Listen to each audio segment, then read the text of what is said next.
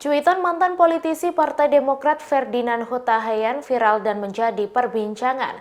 Diketahui baru-baru ini tagar "Tangkap Ferdinand" trending di media sosial Twitter. Pegiat media sosial Denny Siregar juga turut buka suara menanggapi hal tersebut. Dikutip dari Tribun Timur, belakangan Ferdinand menghapus cuitannya lantaran menuai pro dan kontra. Diketahui cuitan tersebut sensitif karena dinilai menghina Tuhan. Namun meski sudah dihapus, cuitan tersebut telah di-capture banyak orang. Atas cuitannya, Ferdinand dilaporkan ke polisi oleh sejumlah pihak. Terkait kasus yang menimpa Ferdinand, Denny Siregar turut menuliskan tanggapannya. Menurut Denny, cuitan Ferdinand belum tentu bermaksud untuk menyinggung pihak tertentu. Diberitakan sebelumnya Komite Nasional Pemuda Indonesia atau KNPI melaporkan Ferdinand Huta Heian ke Bareskrim Polri. Adapun laporan itu didaftarkan langsung oleh Ketua DPP KNPI Haris Pertama ke Sentra Pelayanan Kepolisian Terpadu atau SPKT Bareskrim Polri pada Rabu 5 Januari.